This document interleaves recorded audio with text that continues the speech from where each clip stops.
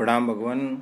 ओम श्री गुरुवे नमः। ओम चैतन्यं शाश्वतं शान्तं व्योमातीतं निरञ्जनं नादबिन्दुकलातीतं तस्मै श्री गुरुवे नमः। ओम शांति शांति शांति। ओम। भगवान श्री रमण महर्षि से बातचीत। और 29 नवंबर 1935 के आधार पे एक योगी जी ने प्रश्न पूछा स्वामी जी से कि जनता की आध्यात्मिक प्रगति कैसे हो सकती है, उनको क्या निर्देश दिए जाएं। महर्षि जी बता रहे हैं कि यह व्यक्तियों के स्वभाव तथा उसके मन के आध्यात्मिक परिपक्वता के अनुसार भिन्न होगा। सबके लिए सामान्य निर्देश नहीं हो सकता। भक्त का अगला प्रश्न है कि ईश्वर जगत में कष्ट क्यों कर होने देता है? क्या उसे अपनी सर्व सामर्थ्य से उसका उन्मूलन एक ही बार में कर देना तथा सर्वसाधारण को ईश्वर का साक्षात्कार सुलभ कर देना उचित नहीं? तो महर्षि जी कहते हैं कष्ट ही ईश्वर के साक्षात्कार का मार्ग है। भक्त कहते हैं कि क्या उसे अन्य व्यवस्था करना उचित नहीं? महर्षि कहते हैं यही मार्ग है। भक्त ने फिर पूछा क्या योग धर्म आदि दुख के उपचार हैं? महर्षि कहते हैं वे दुख पर विजय पाने में सहायता करते हैं। भक्त पूछता है कि दुख क्यों है? महर्षि जी कहते हैं कौन दुख भोगता है और दुख क्या है? कोई उत्तर नहीं। अंततः योगी खड़े हुए अपने निजी कार्य हेतु महर्षि के आशीर्वाद के लिए प्रार्थना की एवं इतना शीघ्र वापस जाने पर अत्यधिक खेद प्रकट किया। वे अत्यंत सरल, श्रद्धावान एवं भावुक भी प्रतीत हो रहे थे।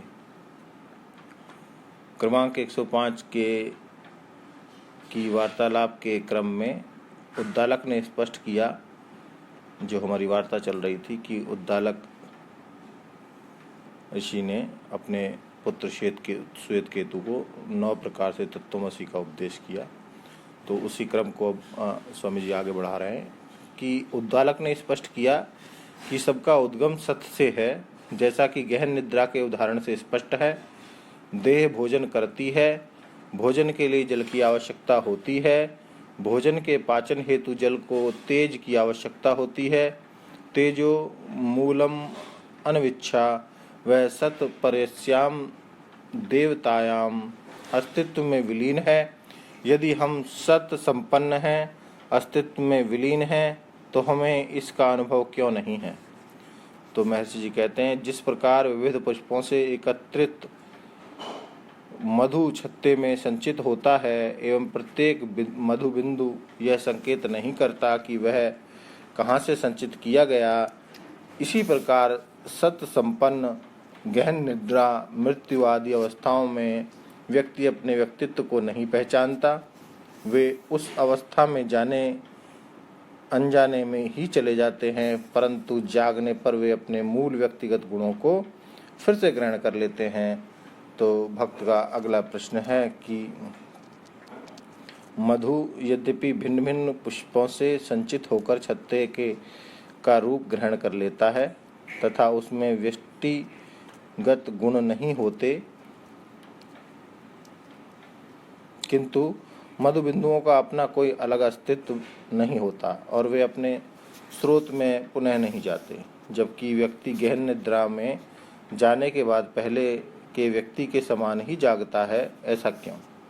तो महर्षि जी कहते हैं जिस प्रकार सरिताएं समुद्र में लुप्त हो अपना अस्तित्व समाप्त कर देती हैं, तथापि पुनः जल भाप बनकर पर्वतों पर वर्षा के रूप में वह फिर वापस आ जाता है तथा सरिता के मार्ग में पुनः समुद्र में आता है, इस प्रकार जीव निद्रा में अपना व्यक्तित्व खो देता है, किंतु फिर पहले की वासनाओं के कारण बिना जाने ही व्यक्ति के रूप में वापस आते हैं।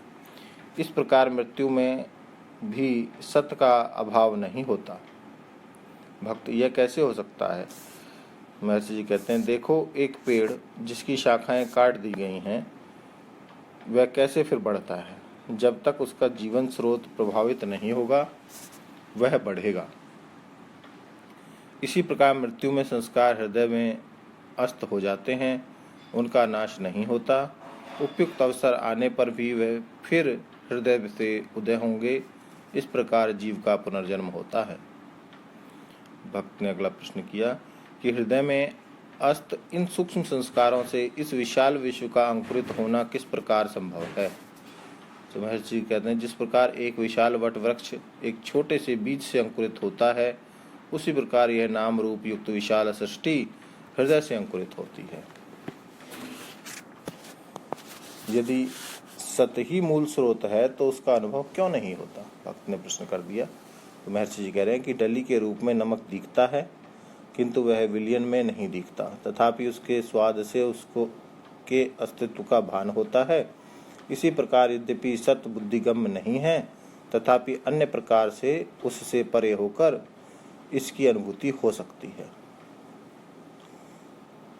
तो भक्त ने पूछा, किस प्रकार? तो महर्षि जी कहते हैं, जिस प्रकार चोरों द्वारा नेत्रों पर कपड़ा बांधकर वन में छोड़ा गया मनुष्य पूछता हुआ अपने घर पता लगाकर लौट आता है, उसी प्रकार भ्रांत पुरुष अज्ञानांध अन्य पुरुषों से जो इस प्रकार अज्ञानी नहीं हैं, जिज्ञासा कर अपने उद्गम स्थान को खोजकर वहीं लौट आता है। तत्पश्चात गुरु उपदेश वांग मनसी संपद्यते मनः प्राणे प्राणः तेजसी तेजः परस्याम देवतायाम इति। तो अगला प्रश्न कर दिया कि यदि ऐसा है तो ज्ञानी हो अथवा अज्ञानी, देह त्याग का प्रकार तो एक ही है, फिर अज्ञानी का पुनर्जन्म क्यों होता है जबकि ज्ञानी का नहीं? तो बहुत उत्तम प्रश्न है, इसको भगवान अगले सत्संग में लेते हैं। ओम शांति शांति शांति। प्रणाम भगवान।